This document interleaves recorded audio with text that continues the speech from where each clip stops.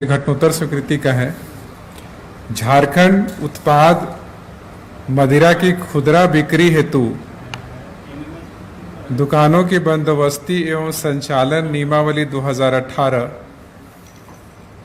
के नियम 2, 26 एवं 39 में संशोधन की स्वीकृति दी गई। ये घटनोत्तर स्वीकृति दी गई। इसमें यह हुआ था कि जो 10% जो एक्साइज ड्यूटी बढ़ाया गया था और दूसरा ये होम डिलीवरी इसमें अलाउ किया गया था।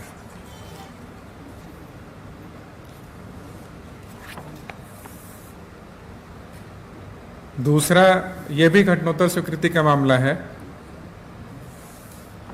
राज्य में कोविड-19 संक्रमण एवं संभावित महाबीमारी को देखते हुए राष्ट्रीय खाद्य सुरक्षा अधिनियम से अनाच्छादित पात्र परिवारों को माह अप्रैल एवं मई 2020 के लिए खाद्यान्न वितरण करने हेतु चावल उपलब्ध कराने की प्रक्रिया की घटनोत्तर आधार पर स्पष्ट की गई थी। इसमें यही स्पष्ट किया गया था कि जो खाद्यान्न का परचेज होगा वो FCI food corporation of India के माध्यम से किया जा सकता है और दूसरा संशोधन ये था कि इसका वितरण जो है वो PDS डीलर्स के माध्यम से कराया जा सकता है।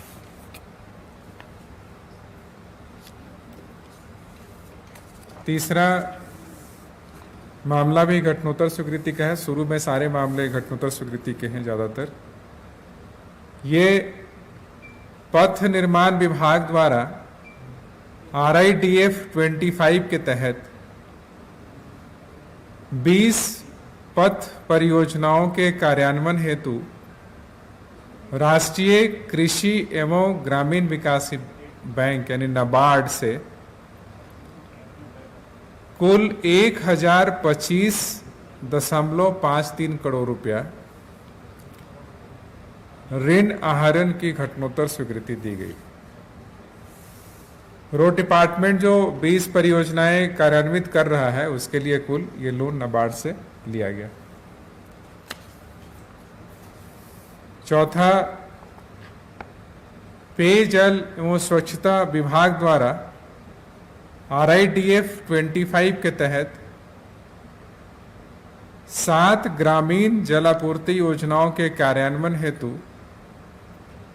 नाबार्ड से 236.92 करोड़ रुपए के ऋण आहरण की घटनोत्तर स्वीकृति दी गई।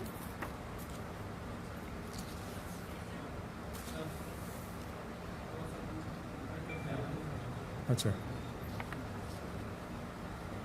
अगला है झारखंड भवन नई दिल्ली में स्थानीय आयुक्त के सचिव पद को उप स्थानीय आयुक्त सह संपर्क पदाधिकारी के रूप में पुनर्नामित करने की स्वीकृति। ये स्थानीय आयुक्त के सचिव का जो पद है वो ADM स्तर का पद है जिसको कि हम लोग पुनर्नामित कर रहे हैं उप स्थानीय आयुक्त सह संपर्क पदाधिकारी के रूप में। छठा है, ये घटनोत्तर स्वीकृति का मामला है। झारखंड राज्य कोर्ट फी के स्टाम्पिंग हेतु मनोनयन के आधार पर stock holding corporation of India limited को वित्त नियमावली के नियम 245 के अधीन नियम 235 को शिथिल करते हुए प्राधिकृत किए जाने की घटनोत्तर स्वीकृति दी गई। Stock holding corporation of India limited.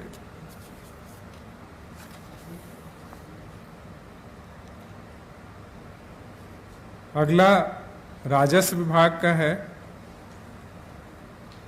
महिलाओं को अचल संपत्ति के क्रय पर मुद्रांक एवं निबंधन शुल्क में प्रदत्त छूट को वापस लिए जाने की घटनोत्तर स्वीकृति दी गई।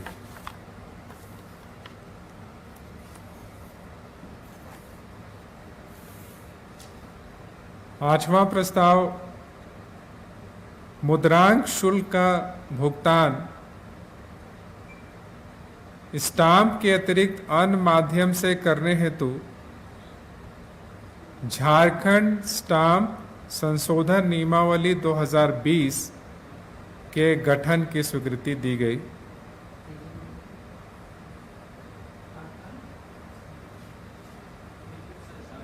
स्टाम्प संशोधन नियमावली 2020 नहीं, ये घटनोत्तर नहीं है। अभी जो हम लोग स्टाम्प परचेज करते हैं वो या तो स्टाम्प परचेज करते हैं या ई स्टाम्प परचेज करते हैं। अब इसके अलावा ई ग्रास जो मॉड्यूल है उसके तहत आप स्टाम्प का भुगतान net banking, debit card, credit card या ई चालान के माध्यम से भी भुगतान किया जा सकेगा।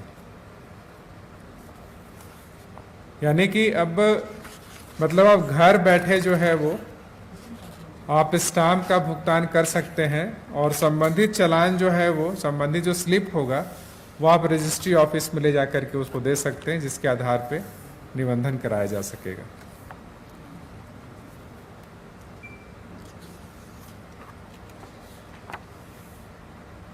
नवा प्रस्ताव है झारखंड मूल्य वर्धित कर अधिनियम 2005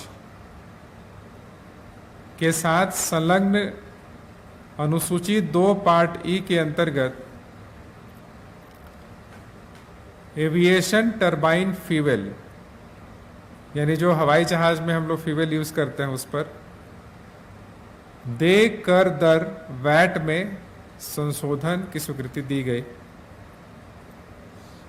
वर्तमान में ये 4% का दर निर्धारित है, जिसको बढ़ा करके 20% किया जाएगा और इससे राज्य सरकार को प्रति वर्ष 35 करोड़ रुपए अतिरिक्त राजस्व प्राप्त होने की संभावना है।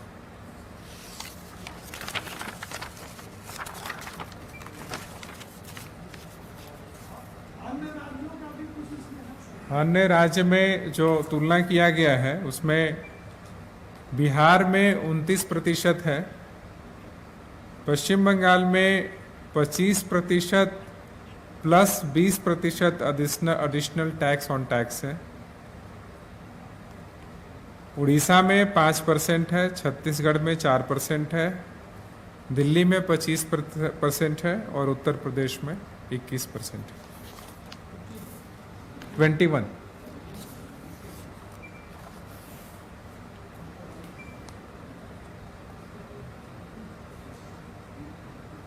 अगला है 10वां है, जिससे आप और हम सब लोग प्रभावित हैं।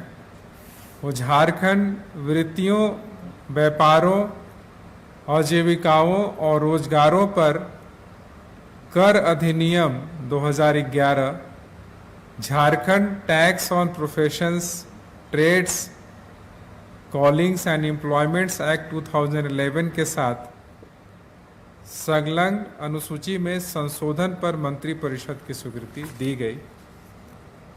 स्वीकृति के फलस्वरूप जो जीएसटी के तहत, जो झारखंड जीएसटी 17 के तहत जो रजिस्टर्ड है संस्थान या जिनको रजिस्ट्रेशन कराना है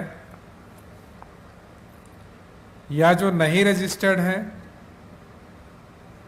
जिनको रजिस्ट्रेशन नहीं कराना है, उन सभी को निम्नलिखित टर्नओवर के अनुसार टैक्स देना पड़ेगा।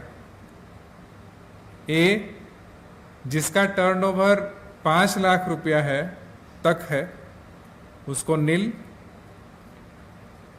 जिसका टर्नओवर 5 लाख से 10 लाख के बीच में है उसको 1000 रुपया प्रति वर्ष।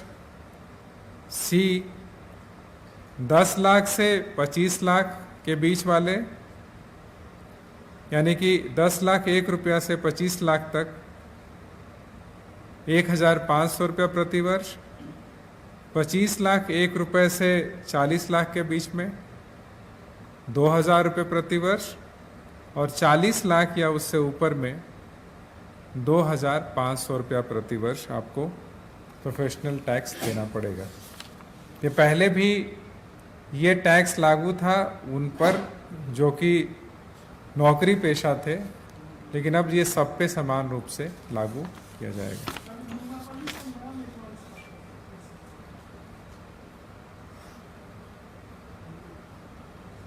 ये जो Jharkhand tax on professions, trades, calling and employment act 2011, comma trades, comma callings, callings माने आजीविकाओं, एंड एम्प्लॉयमेंट्स एक्ट 2011, हिंदी में पढ़ देते हैं एक बार। झारखंड वृत्तियों, कॉमा व्यापारों, आजीविकाओं और रोजगारों पर कर अधिनियम 2011, और इस अधिनियम में जो अनेक्जर है, अनुसूची है, उसमें संशोधन किया गया है।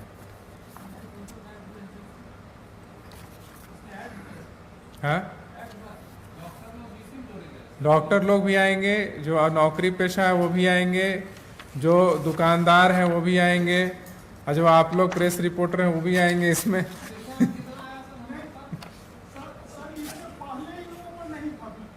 पहले था सिर्फ प्रोफेशनल जैसे टैक्स है, जैसे हम लोगों पे, आप लोग पे टैक्स पहले होगा जो 1,200 रुपया था शायद, मेरे ख्याल से। जैसे हम लोग का 1,200 रुपया प्रति माह 100 रुपया कटता था, तो अब पहले जो था वो फ्लैट 1,200 कट जाता, 1,200 हम लोग का कटता था। अब मान लीजिए हम लोग का इनकम 25 लाख से 40 लाख के बीच में आता है, तो हमको 2,000 रुपया देना पड़ेगा। कुछ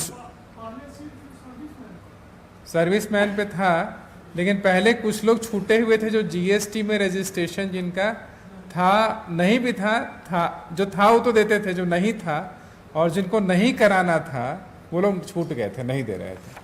ये जीएसटी लागू होने के बाद से ये प्रॉब्लम हुआ है, यानी कि ये 1/7/2017 से ये टैक्स नहीं दे रहे थे, तो अब ये 1/7/2017 से ही लागू करने का प्रस्ताव है। 1/7/2017 से।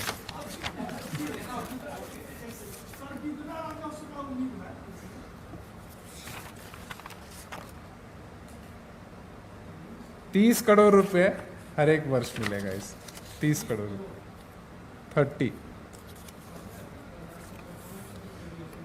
नेक्स्ट है झारखंड मूल्य वर्धित कर अधिनियम 2005 के साथ संलग्न अनुसूचित 2 पार्ट ई में संशोधन करते हुए डीजल एवं पेट्रोल के बेसिक प्राइस पर देय कर वैट में संशोधन पर मंत्रिपरिषद की स्वीकृति दी गई।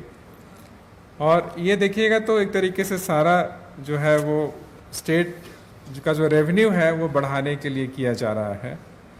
इसमें वर्तमान में जो दर है वो हमारा लागू है, जिसमें कि पेट्रोल और डीजल पे दोनों ही पे वैट जो है वो 22% लगता है। लेकिन ये 22% है, और दूसरा है कि कम से ये जो लगेगा ये 8.37 रुपया लगेगा। ये दोनों में से ज़्यादा होगा वो लागू होगा डीजल पे, और पेट्रोल पे 22% या 15 रुपया दोनों में से ज़्यादा होगा वो लागू होगा।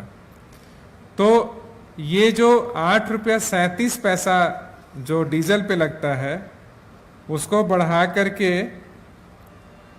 12.50 रुपया किया जा रहा है, और जो पेट्रोल पे 15 रुपया जो था लगने का उसको बढ़ा करके 17 रुपया किया जा रहा है। तो इससे क्या होगा कि वर्तमान में जो ये हो क्या गया है कि जो परसेंटेज वही रहेगा, 22% सेम रहेगा।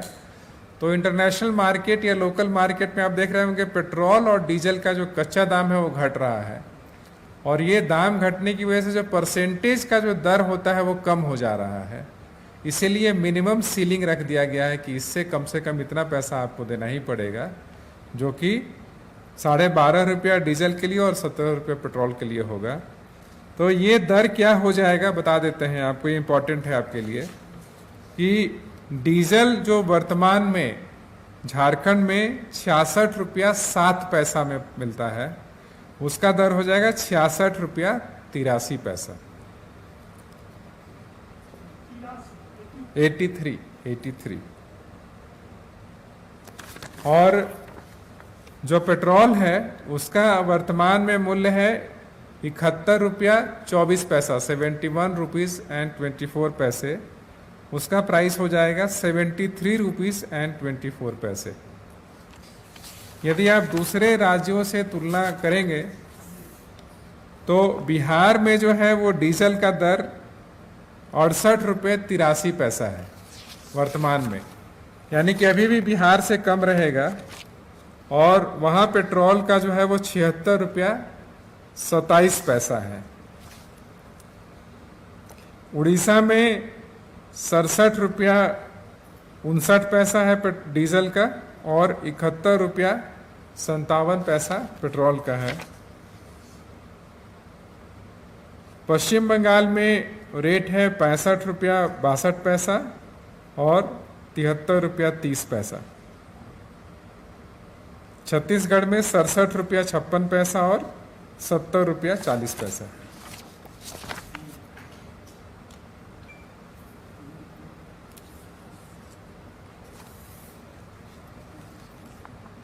अगला है ई कोर्ट प्रोजेक्ट के तहत राज्य के 2 नवसृजित जिला है जो खूंटी और रामगढ़ हेतु सिस्टम ऑफिसर के क्रमशः 1 एवं 1 कुल 2 पदों के संविदा आधारित पदों के अस्थायी तौर पर 1 वर्ष यानी दिनांक 1 अप्रैल 2020 से 31 मार्च 2021 तक के लिए सृजन की स्वीकृति दी गई। 12वां है ई कोड प्रोजेक्ट के तहत 2 वरिष्ठ प्रोग्रामर के पदों का दिनांक 1/4/2020 से 31/3/2021 तक की अवधि विस्तार की स्वीकृति दी गई। नेक्स्ट है झारनेट परियोजना का 5 वर्ष का कार्यकाल एवं विस्तारित 5 वर्ष यानी 10 वर्ष एवं 3 माह के अतिरिक्त संचालन के उपरांत वित्तीय नियमावली 235 को शिथिल करते हुए 245 के आलोक में नॉमिनेशन के आधार पर वर्तमान के इकरारनामा दर एवं शर्तों के अधीन वर्तमान सेवा प्रदाता यानी मेसर्स यूटीएल को दिनांक 1/11/2019 से 30/4/2020 6 महीना अथवा झारनेट 2.0 के लिए निविदा द्वारा चयनित नए ऑपरेटर के पूर्णतः क्रियाशील होने तक जो भी पहले हो के लिए एवं third party auditing agency messrs Wipro को दिनांक 1/11/19 से दिनांक 31/7/20 तक रुपए 10,13,00,000 के व्यय पर सेवा विस्तार करने की स्वीकृति दी गई।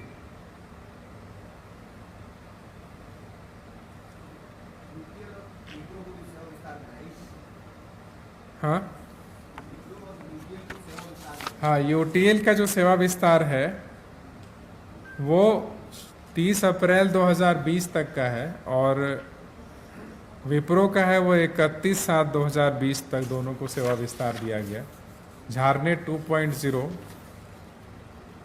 के क्रियाशील होने तक है। और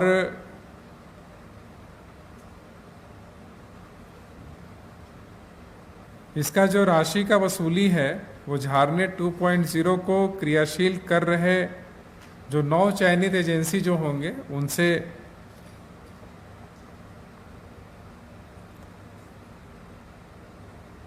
किया जाएगा।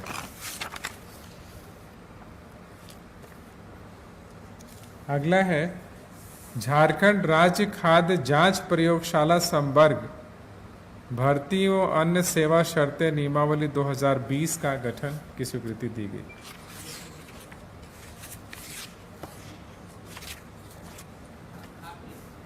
हाँ, झारखंड राज्य खाद्य जांच प्रयोगशाला संवर्ग। अगला है डॉक्टर जावेद रेहान, चिकित्सा पदाधिकारी, प्राथमिक स्वास्थ्य केंद्र कुड़ू लोहरदगा को सेवा से बर्खास्त करने की स्वीकृति दी गई। ये पिछले 15 वर्ष से भी ज़्यादा समय से लगातार अनुपस्थित चल रहे हैं।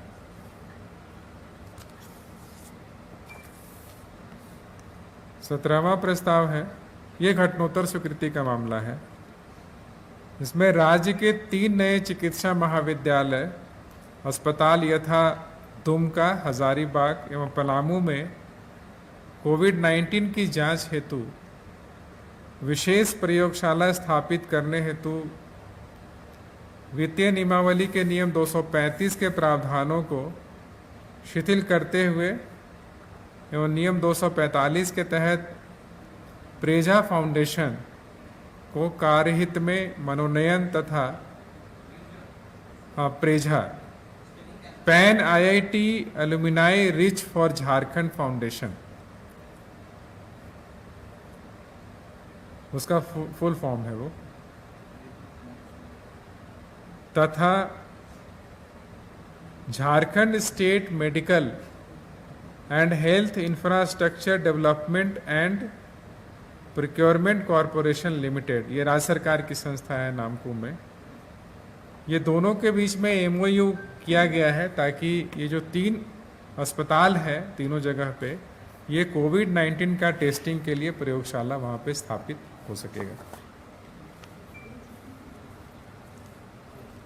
अभी वर्तमान में 4 जगह टेस्टिंग हो रहा है, ये 3 ऐड हो जाएगा तो 7 हो जाएगा। 18वां है मंत्रिमंडल सचिवालय व निगरानी विभाग तथा झारखंड भवन नई दिल्ली हेतु प्रोटोकॉल संबंधी पदों के सृजन की स्वीकृति दी गई। ये वर्तमान में जो 2 पद यहाँ पे डिप्टी प्रोटोकॉल पदाधिकारी के हैं, सरेंडर करते हुए 2 प्रोटोकॉल पदाधिकारी का सृजन और 3 प्रोटोकॉल सहायक का सृजन यहाँ रांची में किया जाएगा।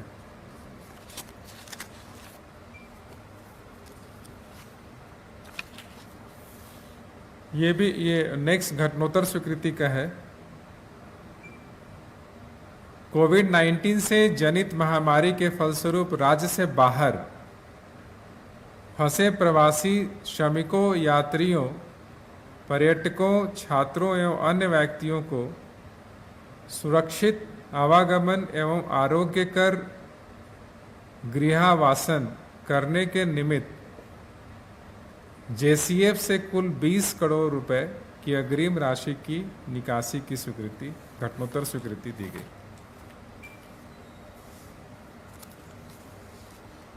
20वां है प्रस्ताव, मनरेगा योजनाओं को बेहतर रूप से क्रियान्वित करने के उद्देश्य से भारत रूरल लाइवलीहुड फाउंडेशन एवं ग्रामीण विकास विभाग झारखंड के मध्य एमओयू किए जाने की स्वीकृति दी गई। और ये भारत सरकार की संस्था है, भारत रूरल लाइवलीहुड फाउंडेशन। कुल उनके द्वारा 6 जिलों में यथा गुमला, खूंटी, पश्चिमी सिंहभूम, पाकुड़, साहबगंज तथा गोड्डा अंतर्गत कुल 24 प्रखंडों में कार्य कराया जाएगा, ताकि ये मनरेगा के जो कार्य हैं वो अच्छी तरीके से उनका क्रियान्वयन हो सकेगा। 21वां है झारखंड राज्य भवन निर्माण निगम लिमिटेड रांची को स्थापना व्यय, प्रशासनिक व्यय एवं अन्य मदों के व्यय हेतु प्रदेय एजेंसी चार्ज ऑब्लिक सेंटेज शब्द समूह के स्थान पर संचालन अनुदान ऑब्लिक ऑपरेशनल ग्रांट में प्रतिस्थापित करने की स्वीकृति। यानी जो एजेंसी चार्ज ऑब्लिक सेंटेज चार्ज लगता था, उसके जगह पे संचालन अनुदान ऑब्लिक ऑपरेशनल ग्रांट के रूप में पैसा दिया जाएगा, जिसे जीएसटी के रूप में जो राशि दी जाती थी उससे बचत होगी। 22वां है झारखंड राज्य आपदा प्रबंधन प्राधिकार कृत एवं प्रबंधन नियमावली 2020 की स्वीकृति दी गई।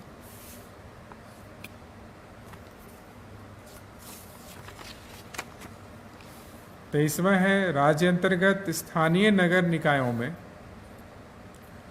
आम निर्वाचन स्थगित होने के कारण प्रशासक की नियुक्ति की स्वीकृति।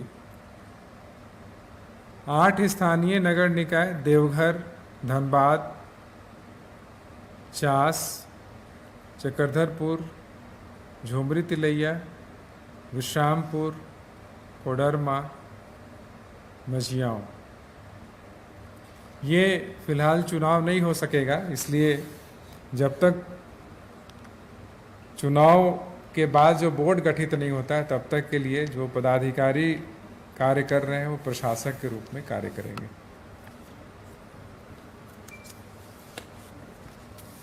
24वां है Jharkhand mineral bearing land bracket में कोविड-19 पैंडेमिक सेस ऑर्डिनेंस 2020 का अध्यादेश लाने की स्वीकृति दी गई।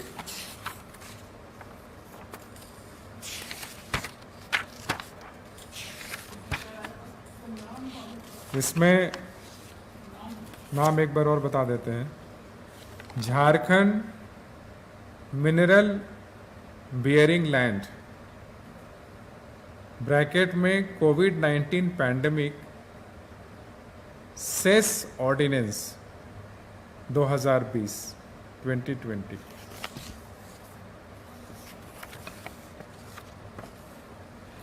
इसमें यह होगा कि जो कोल बियरिंग लैंड है उससे उस पे सेस जो लगेगा मैं बता देता हूँ। सेस अलग अलग मिनरल्स पे अलग अलग सेस है। कोल बियरिंग लैंड पे 10 रुपया per metric ton of coal dispatch.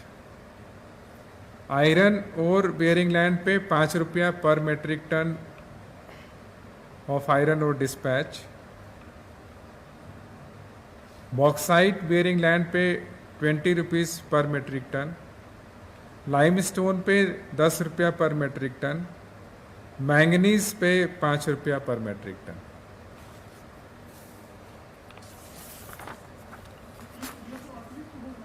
ये सेस अतिरिक्त होगा, ये कोविड-19 के लिए है, पीरियड के लिए रहेगा। हाँ, स्टेट गवर्नमेंट को पावर है।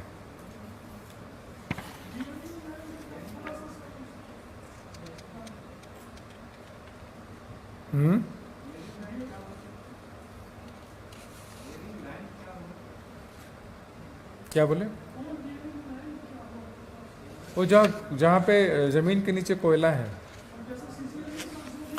हाँ, वो 10 रुपये। ये जहाँ कोयला निकालेंगे तो पर मेट्रिक टन उनको 10 रुपये देना पड़ेगा सबको।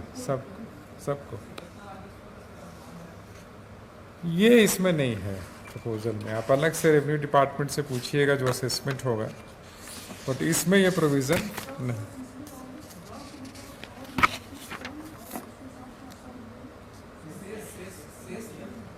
ये सेस है ऑफ कोल डिस्पैच। तो 1 मेट्रिक टन यदि कोयला निकालेंगे, डिस्पैच करेंगे वहां से, तो 10 रुपया देना पड़ेगा।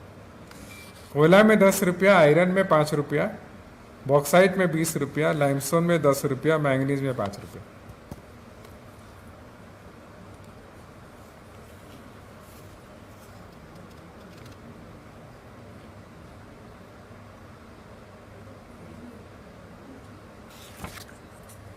ठीक है, एक और है, लास्ट है।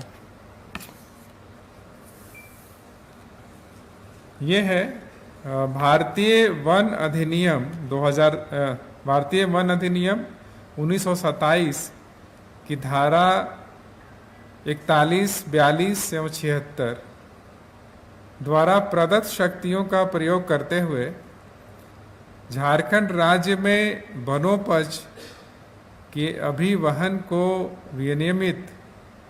विनियमित करने हेतु वर्ष 2004 में अधिसूचित झारखंड काष्ठ एवं वन उत्पाद अभिवहन का विनियमन नियमावली 2004 को निरस्त करते हुए वनोपज के अभिवहन के विनियमित करने के लिए झारखंड वनोपज अभिवहन का विनियमन नियमावली 2020 की स्वीकृति।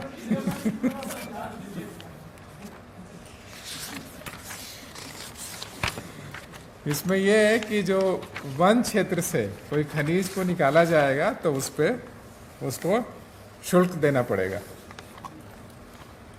उसमें limestone, dolomite, fire clay, manganese, copper, लौह अयस्क, कोयला, बॉक्साइट, क्वार्ट्ज, सिलिका, सैंड, सोना, कैलासाइट, शैल, स्लेट्स, मतलब जितने भी मिनरल्स यहाँ पे इस तरह के हैं, काइनाइट, फेल्सपार, इसमें ये मंत्रिपरिषद का डिसीजन हुआ है कि 57 रुपीज पर मेट्रिक टन पैसा देना होगा। 57 रुपीज पर मेट्रिक टन।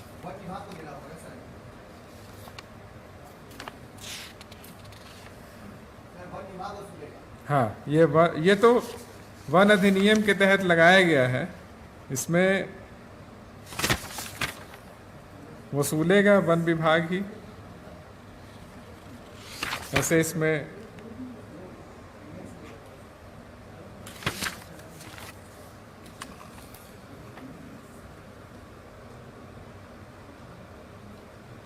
फिर ग्रेनाइट, मार्बल, गिट्टी, पत्थर, बालू, मूरम, मिट्टी पे 35 रुपया प्रति घन मीटर, टिम्बर पे 100 रुपया प्रति घन मीटर।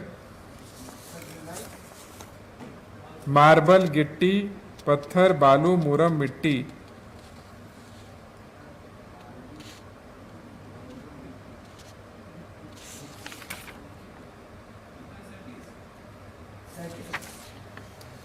ये जो 35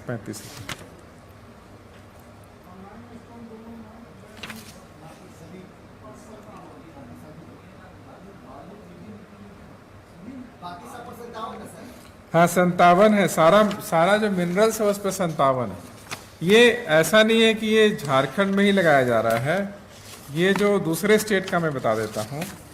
मध्य प्रदेश में भी 57 रुपया है और उत्तराखंड में 50 रुपया है। यहाँ 57 रुपया लगाया गया मध्य प्रदेश के बराबर। अभी तक नहीं, पहला बार।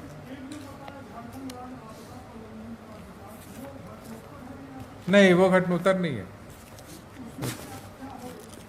जैसे ये प्राधिकार का जो गठन हुआ है, गठन हो चुका है, लेकिन उसमें उसका क्या स्वरूप होगा, उसमें कौन कौन सी समितियां बनेंगी, उसमें कितने ऑफिसर्स और कितने एम्प्लॉयज़ होंगे, उनका नियुक्ति कैसे होगा, ये सब डिफाइंड नहीं था। तो इस नियमावली के माध्यम से वो सारी चीज़ें कर दी गई। ये जो प्राधिकार होगा उसका अध्यक्ष माननीय मुख्यमंत्री जी होंगे और उसका जो सचिव